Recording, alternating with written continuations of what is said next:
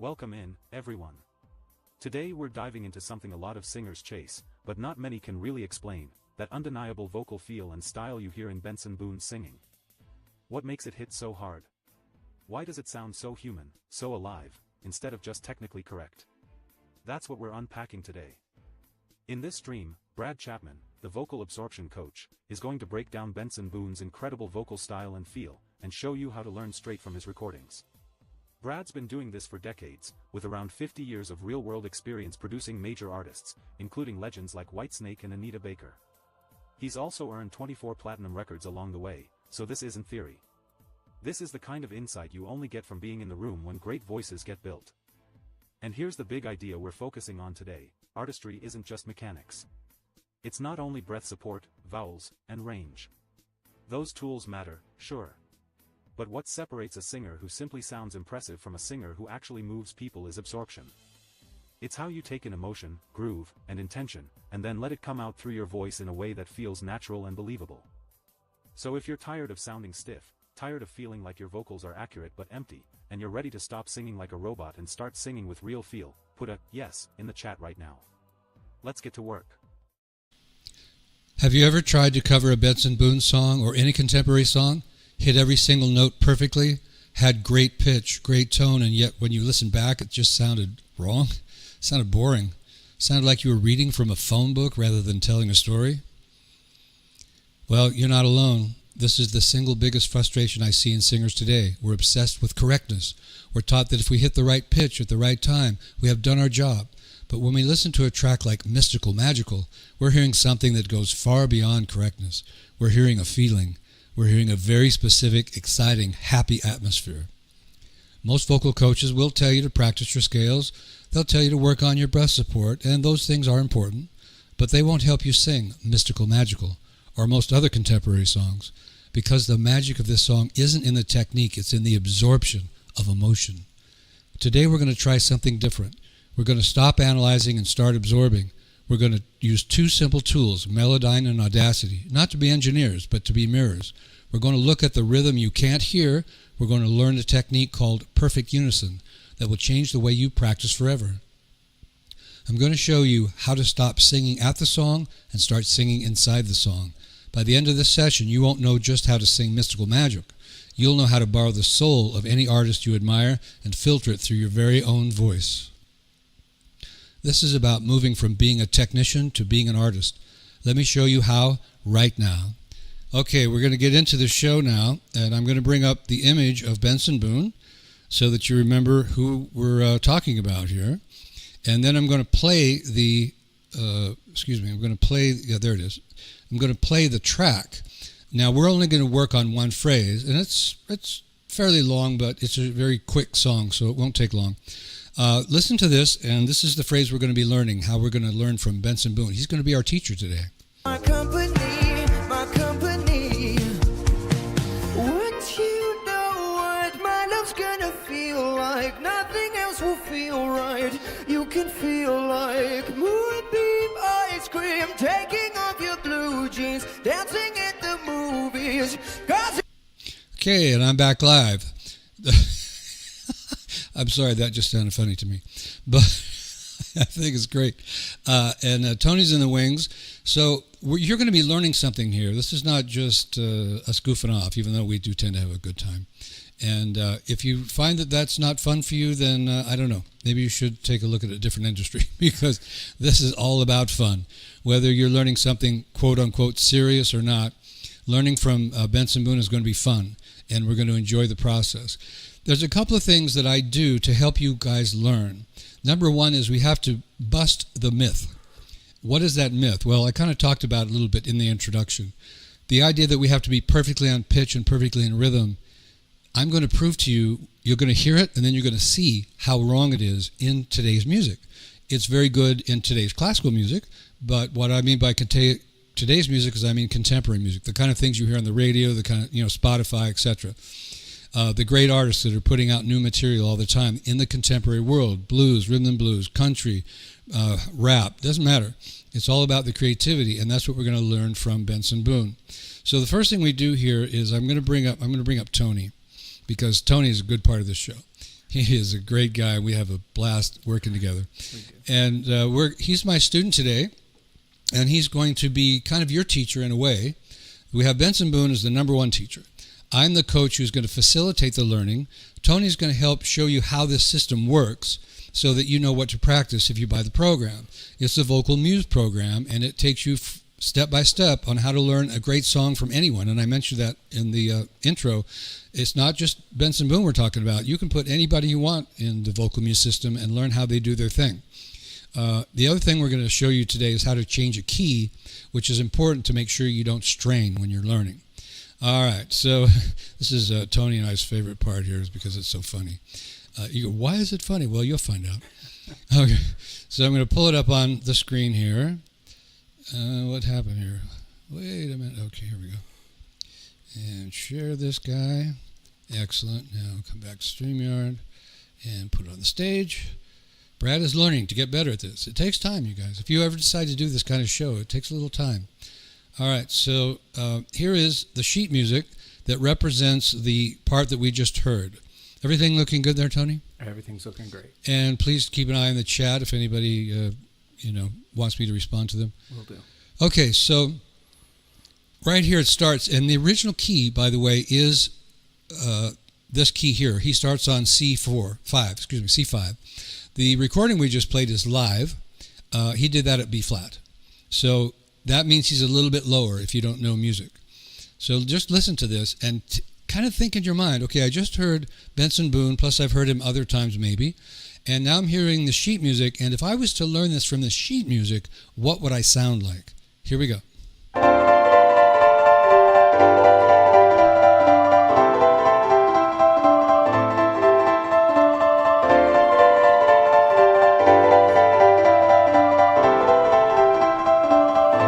Okay, let's do that one more time. I just get such a kick out. Now, to be a little bit serious here, when I was teaching back in the day when we used pianos, this is the way people had to learn songs. I could feel that it was wrong because I've always been a lover of contemporary music ever since the 60s. It didn't feel right, but, we had to use the pianist because what else were we going to do? Do a cappella? Well, that may not have worked out much better. But this is what a singer sounds like when they learn it. Now, nobody's going to be singing here because I wouldn't want to embarrass them like that. But the piano we can embarrass because it doesn't care. There we go.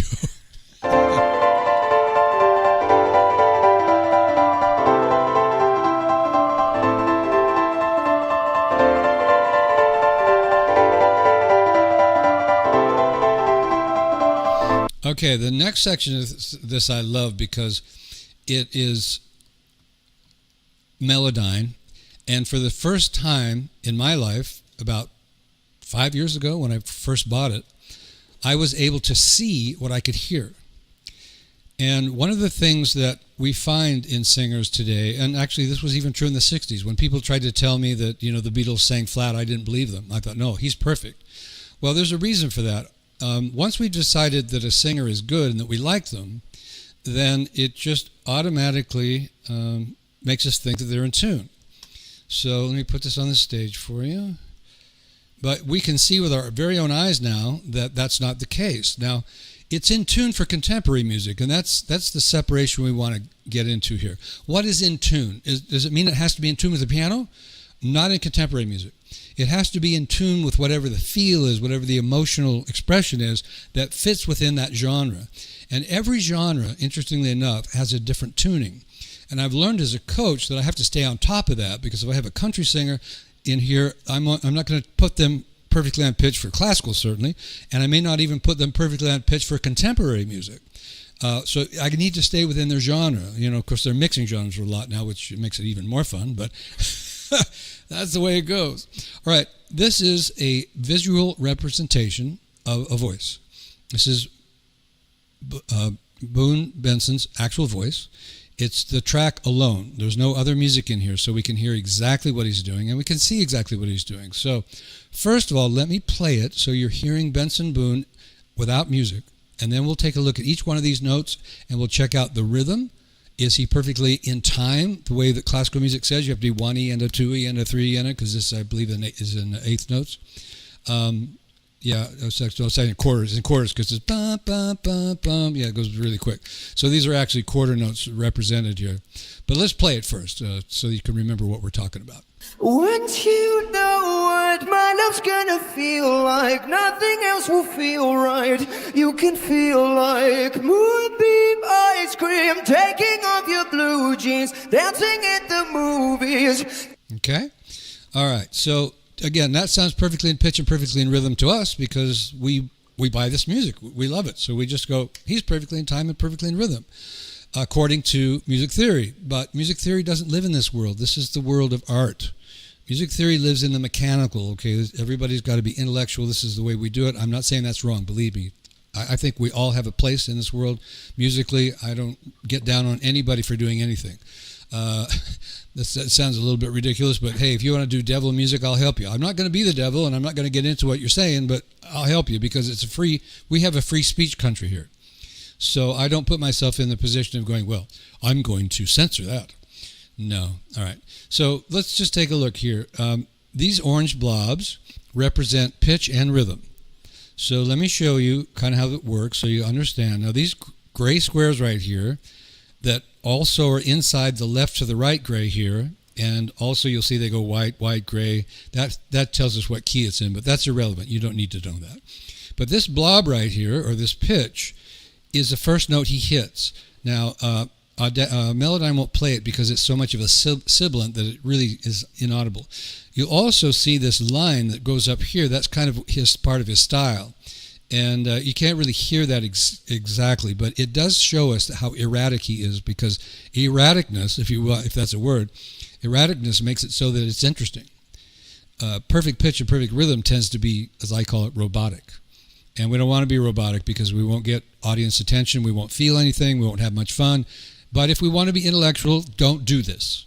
Don't learn what I'm going to teach you because this is not, you cannot intellectualize this. And that's why I use the term absorption, which we'll get into with Melodyne. All right, probably made you wonder, is this guy ever going to get to this? Okay, the other thing here is from the vertical lines that are going also from left to right because this is almost like sheet music. This is actually called a piano roll. This is what you're seeing here. These are all notes and these are the piano rolls. Okay, so right here you say he's actually coming right in the middle of the quarter.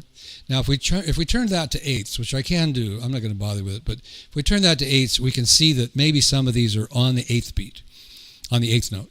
But right here, certainly the sibilant is early, and then the vowel actually comes out a little bit late, way early here. I find that he's early quite a bit because I think that's the feel of it, being happy, having a good time, made him rush a little bit. And that's the real thing we want to know about our singers that we admire. Why is it feeling that way? What's happening that's making this phenomena the reality that it is? And so he's late here, right on here, a little early here. I'm not saying that he's not on all the, sometimes he is. A little early here, a little early here, just a hair late there, little bit early there. Sometimes sibilants can trick us a little bit, but this one is dead on. Little early here. I'm not going to go on to all of these because there's about 30 of them, and that's just ridiculous. But here's the pitch part. Melodyne shows us exactly what pitch he's singing. Is he sharp? Is he flat? Is he on pitch? Well, let's find out. This one right here you see is a little bit below the gray. So it's extending down below this line right here. That means, in music terms, it's flat, which means, in theory, that this shouldn't sound good. But it does. So I'm going to play it for you so we can actually see with our own eyes how flat it is. Okay, that is 19% flat, almost 20% flat. But hey, when we heard it, it sounded good to us, and it does sound good. And I'm not saying it isn't. I'm saying this sounds great. These little lines in here are the erratic things that we hear in voices like vibrato and funny little shakes and so forth. And again, a guy who's singing with emotion, he's not going to have a perfectly looking blob here. He doesn't even want to have a perfectly looking blob. Hey, let's call him and see.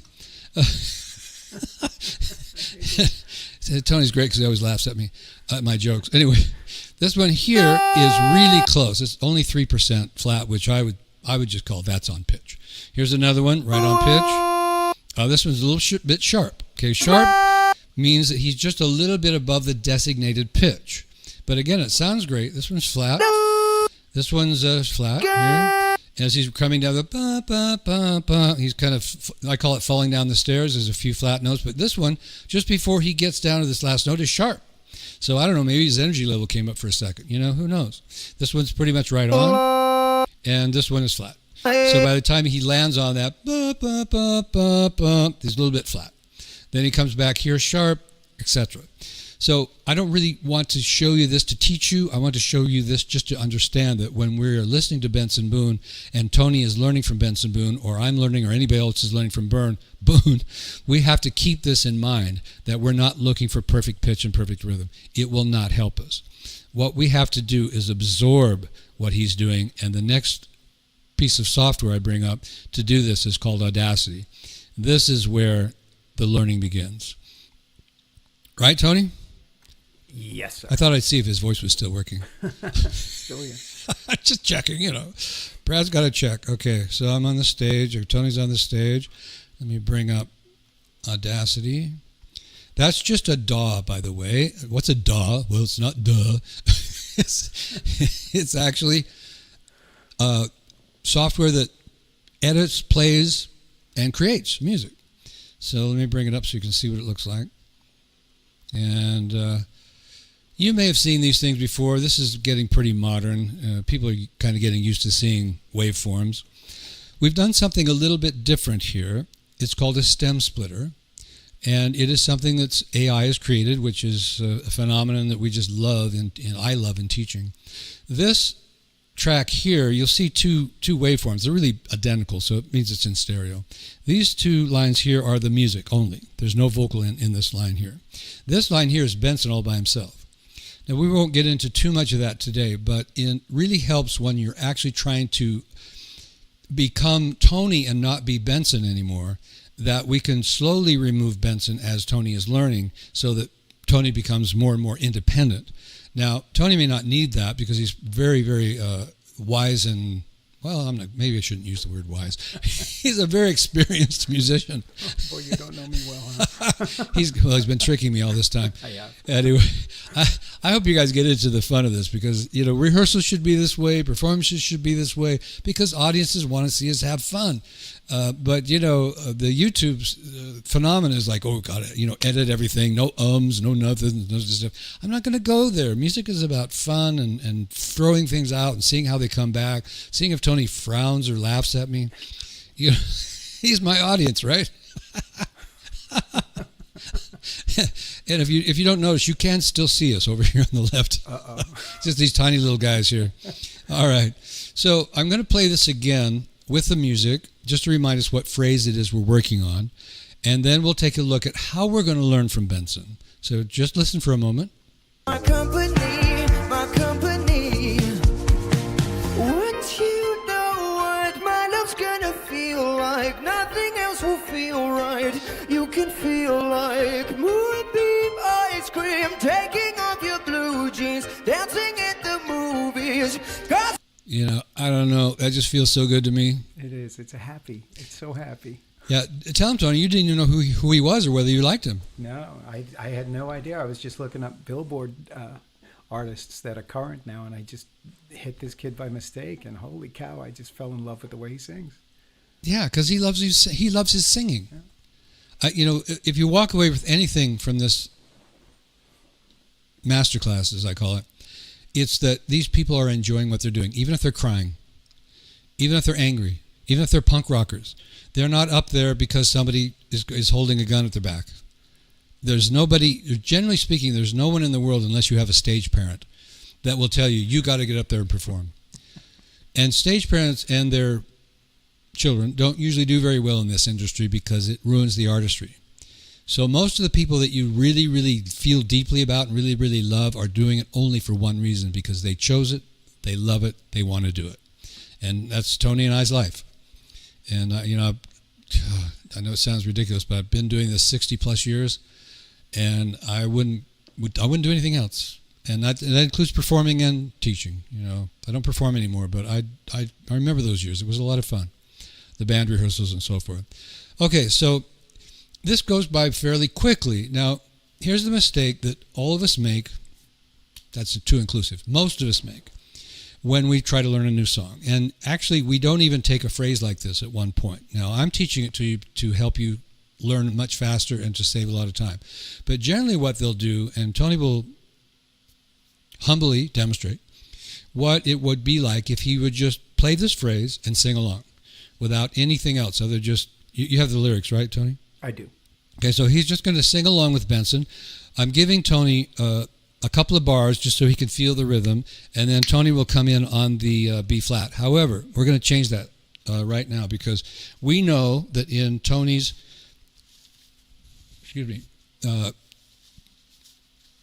goal to be a better singer, that he wants the C5s and he wants the B flat 4s, but they're just a little bit out of his range. So we don't want to strain or work on technique when we're working on this kind of thing. So I am going to lower the key. So you can't see this, but I go to Effect in Audacity. I come over here. You'll be able to see this part.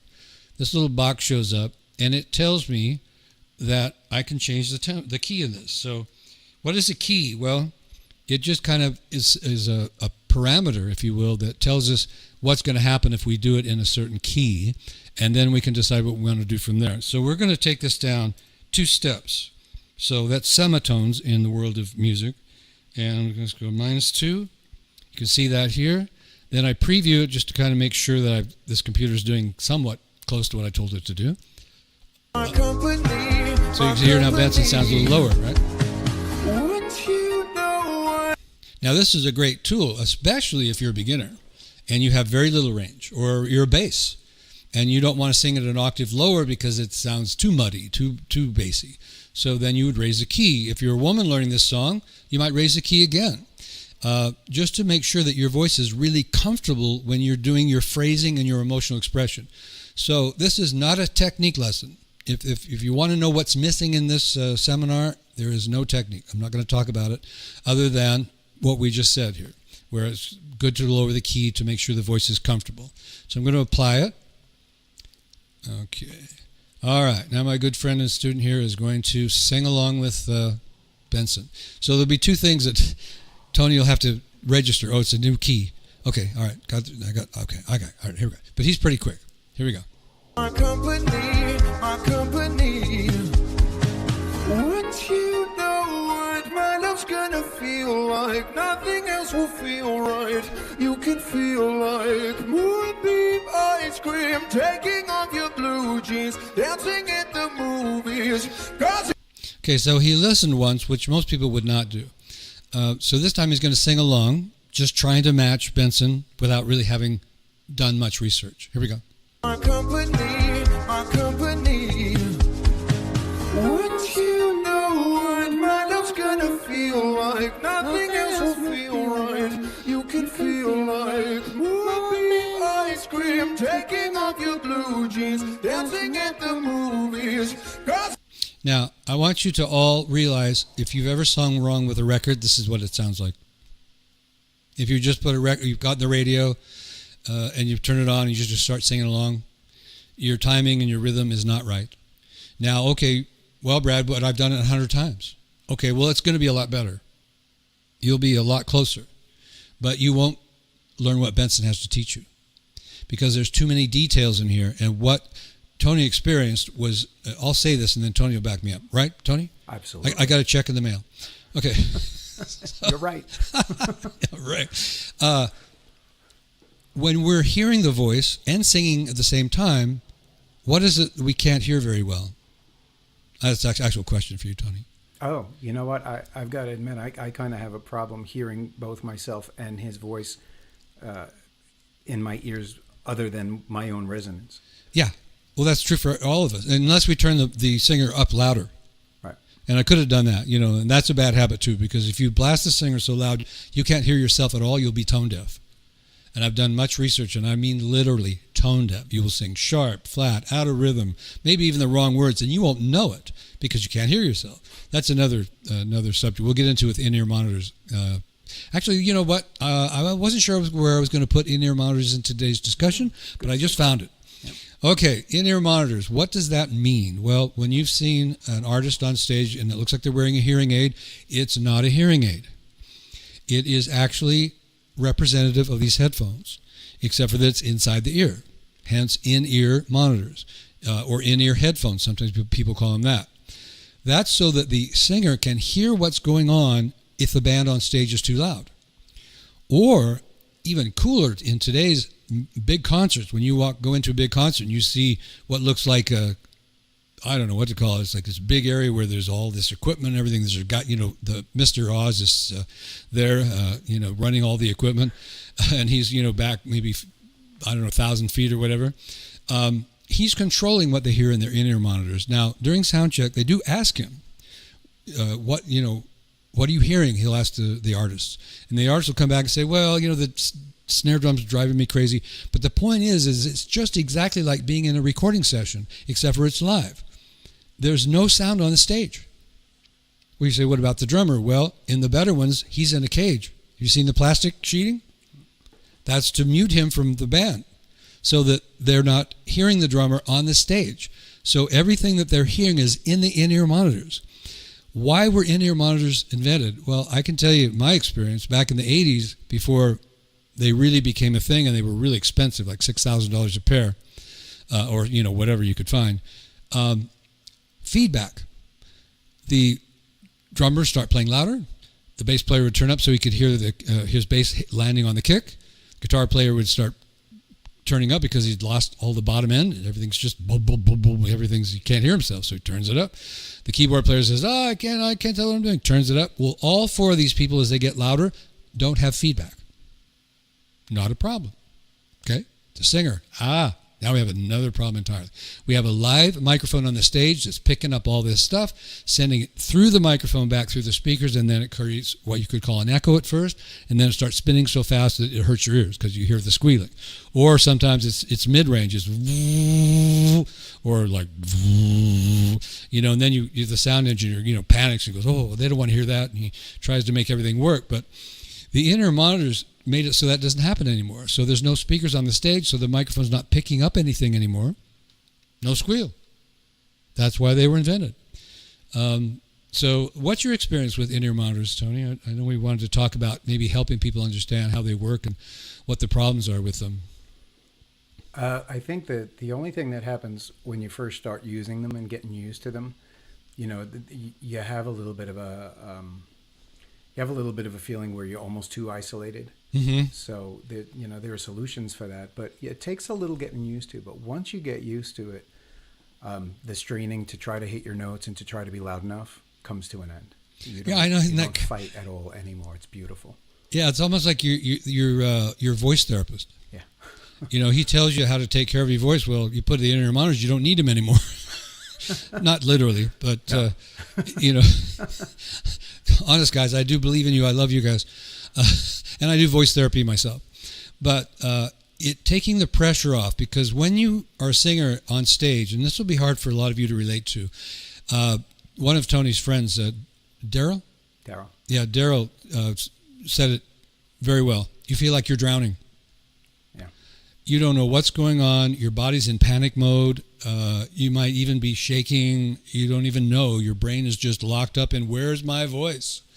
And what I've discovered is that if this ear here, and I won't go into the story, but I actually fixed my dad's hearing aids so that he didn't talk so loud because he couldn't hear his own voice in his hearing aids. So we had it adjusted so that he could hear his own voice, and he just calmed down. All of a sudden, he was talking like everybody else. It was just terrific.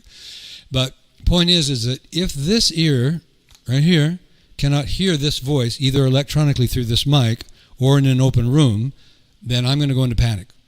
And I won't know it. I won't feel it. I've talked to singers who thought they did really good on stage. I said, wait till you hear this recording. You're going to cry. Because everybody in the audience could hear you out of tune, out of rhythm, in a different key sometimes.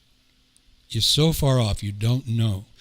So in-ear monitors, I've taken on as a personal thing to let all of my students know that if you can afford them, and they're getting really inexpensive now.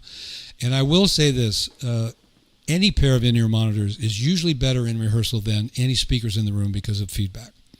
So if all you've got is $50, stick it in your ear, That sounded like a threat. No, but really, put it in there. Turn the speakers off, and use the in-ear monitors. Now, one of the things that Tony mentioned about feeling isolated is that they design these things so that an audiologist has actually a molding that he puts in it, so that when you buy it, he actually puts the molding on it. He does you go into his office and he does all these fancy things, and then he sends that information to Ultimate Ears, such and such a kind of company. Don't want to exclude any others. And then it seals the ear. And the reason it seals the ear is because these in-ear monitors work in a little bit of a different way. If they lose their seal, they lose the lower jaw vibrations, and it becomes very tinny sounding. You lose all the bottom end, even in your own voice. So people don't like that, so they mold them so they won't slip in and out. Now, if you don't have a molder, they probably will slip in and out, but it's still better than speakers, because feedback is the enemy. And if you've got any way you can kill that feedback, use AI, use in-ear monitors, whatever, they used to use parametric EQs and graphic EQs, over the years, a lot of things have changed. Now they have, what they call feedback killers, who seek it out, right, and try to find it before the audience hears it and, nullify it. So it gets really complicated, but the in-ear monitors have fixed that. So I highly recommend in-ear monitors. Now, back to what we were doing here. If you have any questions in the chat, I know some of you that are watching this are going, I don't know who this guy is, I don't know what he's talking about. Well, ask a question, Maybe you'll care about the answer, maybe you won't, but that's why we do it live, is so that you guys can be involved. Otherwise, I can just record these and send them out to you, but you won't get a chance to ask questions if we do it that way. Okay, back to Audacity. So we've changed the key. We've done that. Tony's sang with it much more comfortably, and that's the point here, because we're looking at phrasing, inflections, and emotions. We're not looking at technique. Now, the next thing is called tempo change. Very simple to do. I don't know why we haven't been doing it for the last 100 years, but we haven't. And I'm just as guilty as anybody else. I sang professionally for most of my life, about half my life, without ever using this system. Well, it wasn't available, because when you used to slow tape down, it actually changed the key. So you'd take a tenor and turn them into a bass by the time you slowed it down enough that you could actually hear what was going on, or even worse, it would, right?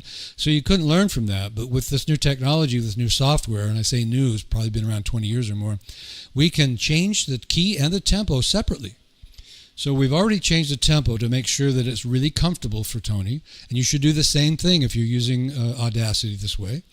Make sure that the phrase that you're trying to learn is comfortable. Let's get back to why I only picked one phrase. For the reason that you just heard, when we try to learn too much, then we really don't learn anything. So we want to take one phrase at a time so that every phrase is perfectly clear as to how Benson sang this. We won't get into this today, but you will find as you go through this song that Benson sang every phrase a little differently, even the choruses. Even the same notes that the sheet music would say is identical, he sang it a little bit differently. That's what artists do. It's not like improv where he's like going all wild like with the black gospel stuff, but it's a little bit different. And you'll see that when you slow things down and hear it. Okay, so I'm going to apply it. And for convenience, we put this loop in effect. Now, if Tony really wants to learn this, he's going to have homework. We're not going to do this today because it's too time-consuming. He's going to go listen to this in this slow tempo 20 or 30 times. Just listen, no singing. As he is absorbing through the listening what Benson is doing, it's becoming a part of him. He's hearing, now with his ear, he's hearing maybe more than some of us, but he's hearing and he's getting it and he's absorbing. Then he starts to sing. So to make this happen more quickly, he's going to listen 3 times, sing along twice, and then I'll show you the next wonderful feature that Audacity has to help you learn. You ready, Tony? Yes, sir. He looks ready. Hey, turn his reverb up. I like that. Wait, I'm going to bring that down. No. When you're singing with a track, it's really good. Oh, okay, cool. Yeah, talking is not so good. That's a weird thing about reverb. Is I've noticed when I've been in the studio with engineers and producers, and you can really hear it. I don't know if you've noticed this, Tony, but you're singing along, or somebody's singing along, and all of a sudden, stop is pushed right in the middle of the song, and you hear, right. It's like, I didn't even hear that all that echo was in there. So yeah, they use a lot of it, and the reason is because the music eats it. It's like almost mutes it out, so you have to bring it up to make sure that it's actually heard. So when you're talking, then there's no music, right? So we don't want a lot of reverb because it sounds kind of like you're in a big cave. But when you're singing with music, it's really a good thing. I'm sorry I didn't bring it up in the earlier shows, but you've got it now. Tony's in his own studio. We've spent a lot of time getting things to work, and we're happy how well it's working. Here we go. My company, my company. Once you know what my love's gonna feel like, nothing else will feel right. You can feel like moonbeam ice cream, taking off your blue jeans, dancing at the movies. 'Cause my company, my company. Once you know what my love's gonna feel like, nothing else will feel right. You can feel like moonbeam ice cream, you absorb it. off your blue jeans, dancing at the movies. 'Cause my Okay, one more time for Tony. my company. Listen and absorb. Once you know what my love's gonna feel like, nothing else will feel right. You can feel like moonbeam ice cream, taking off your blue jeans, dancing at the movies. 'Cause my Okay, go ahead, Tony. my company. Once you know what my love's gonna feel like, nothing else will feel right. You can feel like moonbeam ice cream, taking off your blue jeans, dancing at the movies. 'Cause my company, You're so much closer, Tony. So much closer.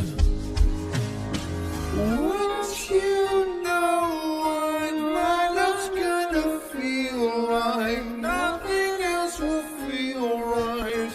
You can feel like moonbeam ice cream, taking off your blue jeans, dancing at the movies. 'Cause my company, my company. Once you know what my love's gonna feel like, nothing else will feel right. You can feel like moonbeam ice cream, taking off your blue jeans, dancing at the movies. 'Cause my Yeah. company. Yeah, okay, so, when we're very young and we're hearing an artist for the first time that we'd like to be like, and we start singing along with them, we are actually trying to create a unison. You may not be familiar with the term, but that's what we're trying to do. We're trying to be like that star because we're infatuated. We want to do that. We love it, so we want to be able to do it. So that's what Tony was trying to create, a unison. His unison was far closer at this tempo than it was at the original tempo, right? And he as a singer who's got experience, he can feel when he's becoming in unison with Benson, and then he feels when he's a little bit out. But again, that's not real precise. It doesn't tell us everything that Tony really needs to know. So the next step is he's going to record along with Benson so that he can hear the difference when we play it back as to when he's on with Benson, because that's the most important thing. When you're on is what matters, not when you're off. You can say, okay, it was a little off, big deal, move on. Then you go back to creating that unison. Once you create that unison, then you know what Benson knows. Now, it goes into a lot more detail than this. I mean, there is the way that he inflects. There's the way he says particular words. I mean, you can get really deep into this. It all depends on how much you care about your career. How great of a singer do you want to be? Well, if you want to be one of the best, then I would say listen to every little detail. But again, that's not within the purview of today's live stream. But if you buy the Vocal Muse system, you can do it on your own. You don't need me because you're going to be able to record too. So when you record like Tony does here, you're going to actually be able to verify, was the key too high? Am I straining? I better change the key. Am I pushing? Am I a little bit ahead of the beat? Am I a little bit behind the beat? Am I sharp? Am I flat? Benson will be there to help you verify. My students pay me thousands of dollars to help coach them through this so it's faster, so we can get things really done, because I can hear much better than they can until they get it themselves. Then they have it. They don't need me anymore, and that's what I want. I want people to not need me. Want me, yes, work with me, but I don't want these codependent relationships. All right, here we go. You ready, Tony? I'm ready. We're recording. Here we go. My company.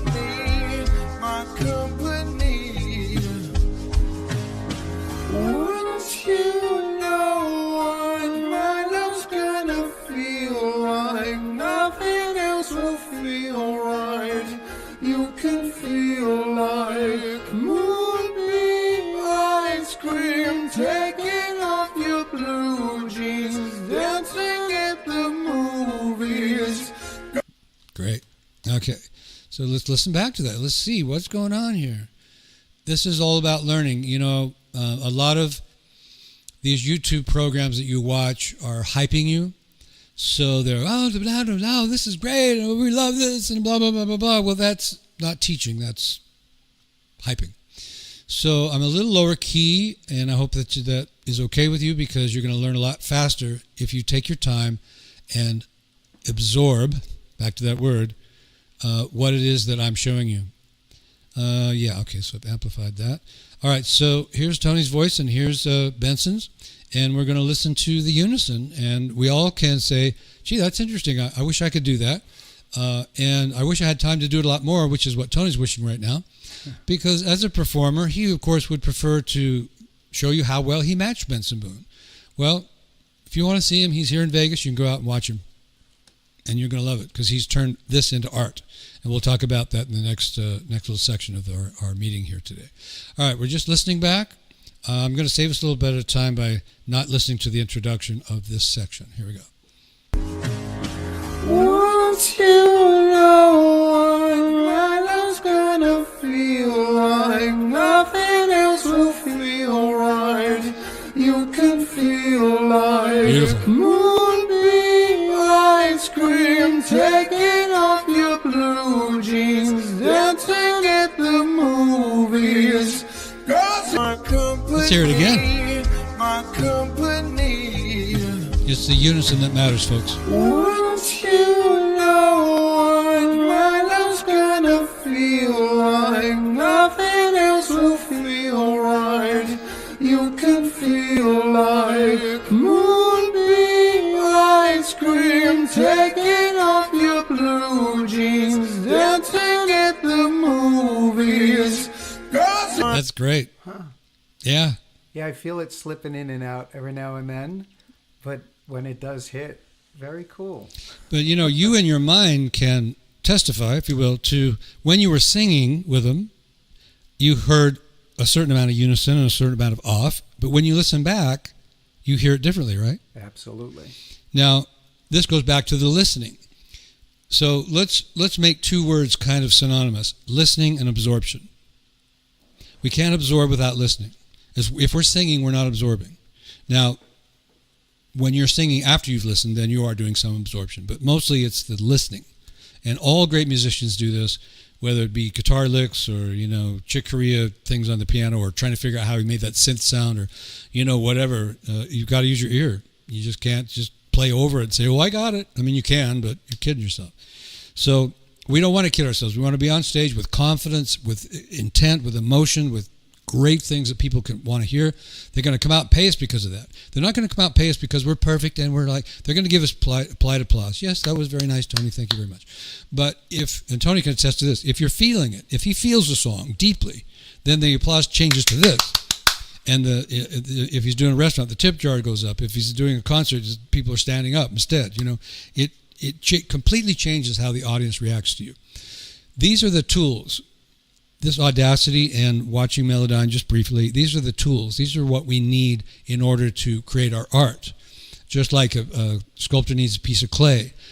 Great singers will tell you, oh, so-and-so influenced me throughout my life. You know, that was a big deal when Adele came out. She says, oh, yeah, you know, Billie Holiday, you know, she referenced back to the old blues singers. Really influenced her. Well, now, using this system, a person can influence you much faster and do it much more efficiently so that you really actually learn something rather than just, oh, I hope I absorbed it. Because believe me, those people are very rare. The ones who can just hear what it really sounds like and duplicate what it really sounds like are extremely rare. So I don't want you to be in that position where you have to hope that you can do it. So I designed this so you can make absolutely sure you can do it. All right, so we talked about artistry because everybody thinks, well, I don't want to sound like Benson Boone. Well, yeah, I agree with that. It's not about Tony becoming Benson. That's not the goal here. The goal is to learn from Benson because he has a very specific way of doing things, and it's very cool, and we all love it. And it's nice to do his happy song for a change. So when we go into the emotion part here, we're going to take a look at that. And this is my Sing From Feel method. And I've written a book on it. It's called Sing From Feel, Unleashing Your Authentic Voice. And it explains very clearly how to go from being a beginner to being a rock star and how you use emotion along with vocal technique. There's no vocal technique in the book. But along with, learning how to build your voice, which you should do with a private instructor, never with a YouTube video. That will hurt your voice. And if they want to sue me, go ahead. But I've seen it. Students come in here that have used those YouTube videos, really good ones, really great voice teachers, really great exercises, but those tapes make you the teacher. You're not the teacher. So you try and you fail, and then you come to me and I have to break all the habits that video program put into you. So you paid twice, and a lot more to me, right? So go to a private instructor first. If you ever get to be a good enough teacher that you can actually do those things, then go for it. I mean, if you know internally exactly how that exercise is going to work and you can do it the right way, go for it. I'm not against that. But if you don't, that stuff is the blind leading the blind. I like to say that YouTube videos are deaf and blind voice teachers. Because once you click play, there's nobody there. So anyway, that's my soapbox for the day. Okay, so we're going to get into emotion now. What Tony's going to do here is I'm going to remove his track. And he's going to sing along with Benson at this tempo. Well, actually, well, let's let him do it one time. Let's be fair, folks. Give me a chance. Yeah, that's right. I know time is money and all that kind of stuff, but give him a chance, right? So you're going to listen one time through Tony. You've got the words in front of you. Sing along with him, and then I'm going to not completely remove him. We'll show how Lol Lol works. Let me ask you: would you prefer to have him a little bit in there or completely gone when you sing it? With your own technique, with your own artistry. The second time around, I wouldn't mind losing him completely. Okay, all right, so we will lose him. But if you're not at Tony's level and you still need some support, with the stem splitter, you can turn Boone's voice down without turning the music down. And that's really cool because a lot of people, they learn a song, then they grab a karaoke track and they feel completely lost. It's just, where'd my support go? Well, with this, you can slowly remove Benson until you feel like, okay, I don't want him anymore. He's in my way. So I'll get rid of him. And that's the point you want to get at when you really feel like you're an independent artist and singer. All right, Tony. So sing it once, and then we'll remove Benson. Okay. He'll be gone. He won't like that, but he'll be gone. Uh-oh. Yeah, I know. Egos and all that. My company. Wouldn't you know what my love's gonna feel like? Nothing else will feel right. You can feel like moonbeam ice cream, taking off your blue jeans, dancing at the movies. Okay. Now, it would be my advice that you keep it at this tempo for your artistry. But if you'd like me to speed it up, I will. No, let's stick with this. All right. So, okay. Until I get to know it better. Yeah. Okay. So I'm going to mute Benson. Okay. That's this track right here. If you all are trying to follow along with this technology. Now, what Tony's going to do is he's not going to go crazy and improvise this whole thing like it's a new song. He's not. I mean, maybe he will eventually, but right now he's just going to kind of feel his way through it, see what he likes, see what comes out as information he's learned from other singers, see what might come out that's kind of like Benson. In other words, artists have to, the saying is, throw it in the wall and see if it'll stick. We have to, those modern painters, just throw it up there and say, and look at it and go, oh, that looks cool. All right, I'll keep it. Or no, erase that, get rid of that. So that's part of artistry. Writing songs is the same thing. Ready, Tony? Yes, sir. Here we go.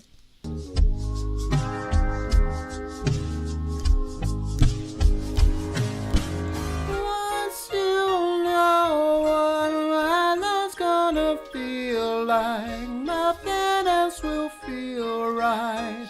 You can feel like Monday ice cream, taking off your blue jeans, dancing at the movies.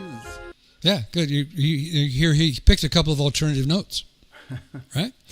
Okay, so now let's go back to recording. So we're going to record Tony. So again, he can do some verification. What did I like? What I don't like? And then we'll talk about how the emotions really affect all this. Here we go.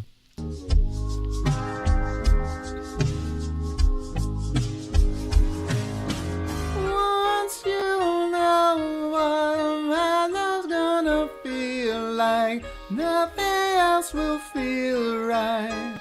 You can feel like Monday ice cream, taking off your blue jeans, dancing at the movies.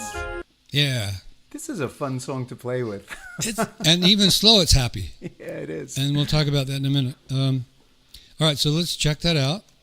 Let Tony do his evaluation. And, everybody's got an opinion, right? So we're not going to be surprised if you have one out there who's listening, whether this is a recorded version or live, either way. And again, feel free to chat with us so that you can get questions answered. You can see that I'm quite busy here, but Tony's kind of got an eye on the chat. I don't know that he can respond, but I can, at least verbally. Okay, let's listen to this, Tony.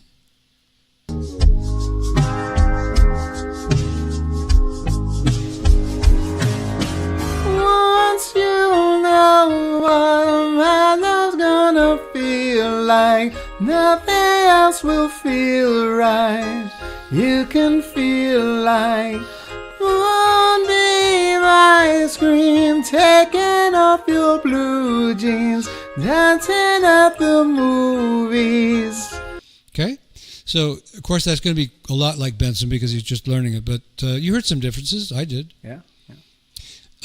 Now here's where this all comes into focus for the audience because they don't care about any of this. If they're not singers, they're not watching this show. They could care less.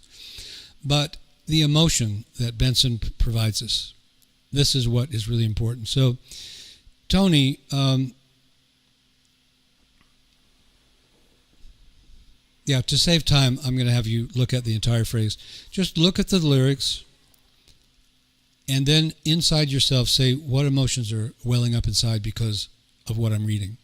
These are your words now, not whoever wrote. There was like 5 or 6 guys that wrote this along with Benson, so it's one of those team efforts. But just kind of think what feelings do these words bring up? Go ahead. You can go internal. You don't have to answer right away. Okay.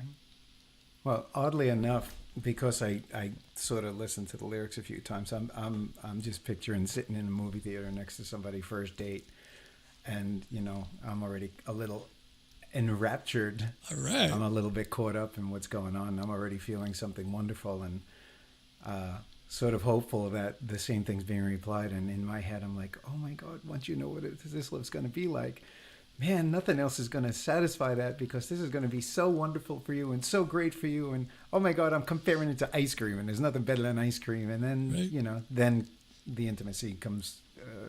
I'll leave the rest of that to myself. Of course, yeah. That's after the movie theater. We're not going there. It's between him and her, whoever that is. Absolutely. And I know who it is, but I'm not going to say anything.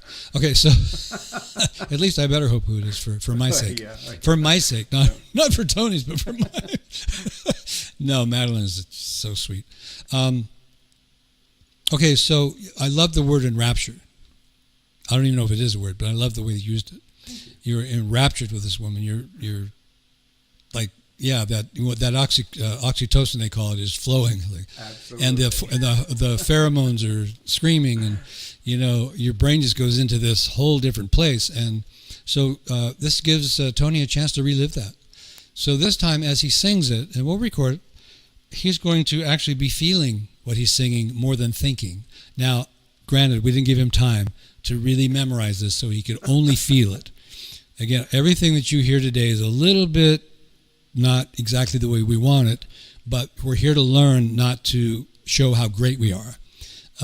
Certainly Benson Boone is great. I feel like I'm really good at explaining how to learn from Benson. Tony is doing a great job of demonstrating, but we're not trying to show you that, hey, I can hit this high note just like so-and-so. That's not what we're here. We're here to learn, not to show off. Here we go. Oh, I've got to remove him. There we go. Let me do that again. Sorry. Give Tony an introduction. I forgot I didn't want to bring him back. Here we go.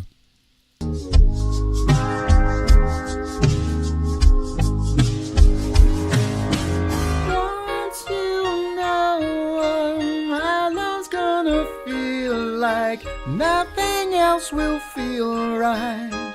You can feel like moonbeam ice cream taking off your blue jeans, dancing at the movies.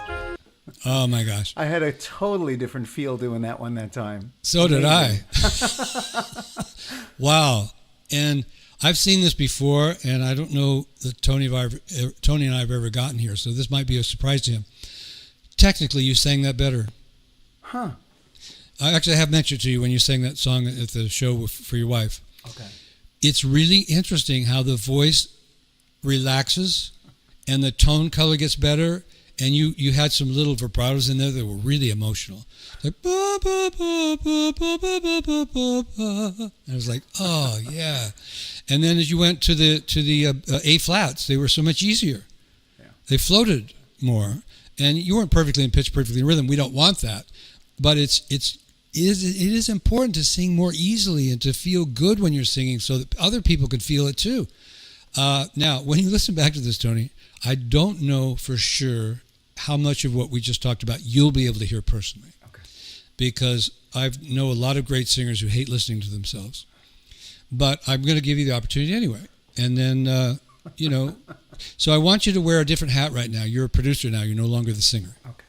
So you're not the singer. You don't know anything about this. You didn't do it. That's kind of how you have to separate your mind. I know record producers that they call it the 30,000 mile view. You got to get up above it and look down on it so that you can get away from the fact that you're the one who mixed it. Okay. Right? So it's a similar thing. We have to kind of break away and say, okay, this is just somebody singing their emotions, and I'm just here to absorb whatever I hear coming out. Here you go. Once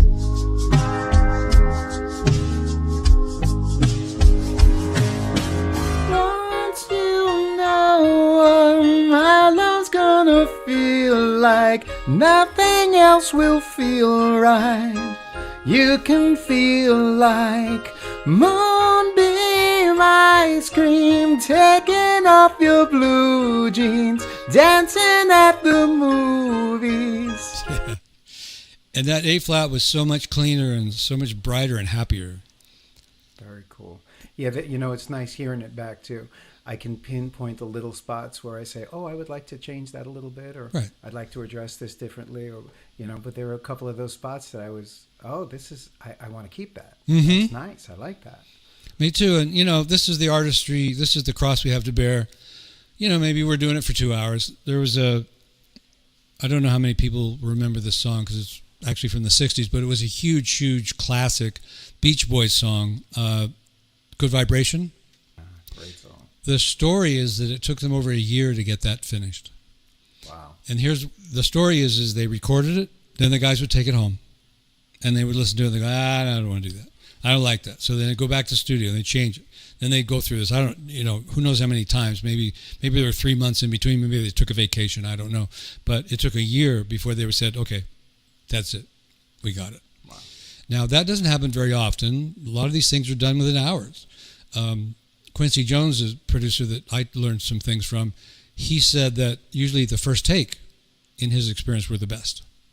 Not because technically or necessarily overall performance was the best, but the emotion was the best because they weren't thinking yet. They were just singing. And he's the father of the advice that when you have digital recording gear, that you just, as soon as everybody walks in the room, you just click record and let it run. He never stops it. Then that way when he goes through to edit, He can find those natural spots where no one was thinking and everything was just happening. That includes everybody, the drummer, if they have one in today's music. But every instrumentalist that he was producing, he wanted feel. And Michael Jackson was very good at it as well. If you watch the movie This Is It, you actually can hear Quincy coming through Michael's voice, where Michael's going, yeah, I want it to pizzazz here, and I want it to kind of settle in like a... The musicians didn't... They may have had music theory, but they never heard him say it. He never said, I want a minor third here, or I want what they call the lift of the third, the minor to the major third, any of that kind of stuff. He just, this is how it feels, this is how I sing it, this is how I produce the instruments, this is what I want you to do. And obviously those guys could do it, or they wouldn't have been in his band, right? So it's an interesting show to watch, to learn about that. So what happened there was, when Tony sang, he shifted his attention from, I'm going to sing this, just like, so we actually really want to get away from that. We want to learn it, but after that, it was like, eh. So now, when his emotions are flowing, everything becomes more human and less robotic. And that's the concept of sing from feel, and that's the whole point. So I've created a 4-column support system, if you will. What do they call that? The Coliseum, those posts that are there, what are those called? Pillars? Pillars, yes. Okay, so the 4 pillars of singing, if you want to try to make this all simple. So you have vocal technique, which is basic singing. Now, everybody has vocal technique, whether they know what it is or not, they have it. So there's vocal technique. You can't make a sound without it. Then there's the electronics. The electronics is extremely important because if you build the vocal technique outside of the electronics, it won't sound right. So these two things have to go together. Actually, all 4 of them do. Now, we just worked on the third one about a half hour ago, where Tony was absorbing the inflection and the phrasing. That's more musical. Then the goal here is number 4. That's the emotion. So all of these make this great. But this has to almost kind of live apart from these, because if emotion thinks about technique, then emotion loses its emotion. So these the first 3 have to be subconscious. They have to be totally a part of you. And you could hear Tony has a lot of that already. And then when he put his emotions there, it just made these 3 things better. Made the first, second, third better. So emotions is where it's at, whether it's technique or whatever. And I do use emotions in technique, don't I, Tony? Yes, you do. Here goes another check. My entire approach because of here's my credit card. Here's my debit card. I want to make sure you're going to get paid for every word. Please forgive me. I keep muting on and off so that you guys don't hear my dogs inside. Ah, okay. All right. Yeah, and we don't use echo cancellation in these shows because it creates some other issues. All right. So give me a moment here, Tony. I'm just going to kind of give my statement to end the show. Then we will say goodbye to everybody and hope they all come back. And they don't hate us for some reason. All right, so here's my little spiel on my gear. Okay, we've covered a lot of ground today. We've looked at the invisible rhythms with Melodyne. We've practiced the perfect unison method in Audacity. We've broken down the emotional colors of Magical Mystical. But remember, these are just tools. The software doesn't make you an artist. It makes you an artist. I mean, it doesn't make you an artist. You make you an artist. The artistry gap is that space between knowing the notes and feeling the notes. Most people spend their entire whole lives trying to cross that gap with scales and exercises. But the truth is, and you've heard it now, the fastest way across the gap is absorption. It's about listening deeper than you ever have before. It's about being humble enough, like Tony, to blend your voice with the greats. It's about realizing that the perfection is boring and emotion is everything. If this approach resonates with you, if you're tired of being a good singer and you want to become a compelling artist like Tony, then you want to invite you to go deeper with me with my programs. I have used my 60 plus years experience, the same wisdom that guided Whitesnake, REO Speedwagon, and Anita Baker, and condensed it into the Vocal Muse Suite video program and the Sing From Feel, Unleashing Your Authentic Voice ebook. In that program, we don't just look at one song. I give you a complete roadmap for your voice. I teach you how to master phrasing and how to control your tone, color, and how to find your own unique sound by standing on the shoulders of giants like Benson. I teach you the mental frameworks that the pros use. I teach you how to produce yourself. I teach you how to know how to close the gap and what you hear in your head and how it comes out of your mouth. Therefore, links in the description below and in the chat box. Click to check out the ebook. Click to check out the video program. Don't let another year go by just practicing scales. Start practicing artistry. Start practicing decision making. Mystical Magical is a fun song, but the next fun song should be yours. Use these tools, absorb the greats, and then show us who you are. I'm Brad Chapman, and this has been an Artistry First Breakdown. Thank you for watching. Now go make some noise and have some fun. And I always teach people this way. I say, have fun or else. They go, yeah, okay, have fun or else. So I'm going to put Tony back here because he's such a great-looking guy. And show Tony some love. There is some comments. There's one comment. Did you see that, Tony? Oh, let me look down. Yeah. Yeah. BF. Best friends. I don't know what that means. But yeah. So it must be positive. I hope so. Yeah. Well, it's text words. We're not hip on text words. Oh, very cool. Now I have to admit, it was such a crazy morning. I did not get the links in there. But if you just go to Brad Chapman Radical Vocal Coach on my website, you'll be able to find the book and the video program. And of course, if there's any issues with it, you don't like it, whatever, you get your money back, because you're going to learn something. You may not like it, but you're going to learn something. And I'm willing to stand behind it. And Tony stands behind me when he comes to his classes. Otherwise, he wouldn't come. He wouldn't do this with me. So I have a good track record. Any thoughts or questions, Tony? I know everybody'd love to hear what you have to say. No, I kind of learned something with this one too. I'm sort of a child of the 80s and 90s, so for me to bring myself a little bit more modern with some of the artists that I haven't recognized yet, this kind of taught me I need to recognize some of these people, because some of these people are so much better than I ever expected. And I really do love, I love some of what's out there now that I didn't give a chance to. So I love that. And I do have to say one thing, and it's going to sound like a plug, but I don't mean it as a plug. I mean it genuine. I have a credit card for you. Cool, thank you. Now, the greatest advancement that I've had, both vocally and making the connection with how I sing as opposed to what I sing, it has changed drastically because of you, Brad. The technical approach and the emotional approach, I'm singing better and different. I'm being careful when I use the word better. It's too vague, but no, but you're you, and you're becoming a better you, and there's nothing, you shouldn't be ashamed of that or worried about bragging about it, as long as you're not making stuff up. No, Yeah. you have changed everything about my entire approach, all in ways that I cannot even begin to tell you how much I appreciate. Now let me be humble. I can't do it unless Tony applies it. Nothing happens. I can sit here and talk all day long, but if Tony doesn't apply it, it doesn't really have much value. So I give Tony the kudos for putting it to practice, because vocal coaches see a lot of things other people don't. One of the things we see is people who are just curious. I'll go to a voice teacher, see what this is like, and then they quit. Okay, there's nothing wrong with that. No force is being used here. So Tony is more dedicated. He's decided to make a life out of it, and it's really paying off for him.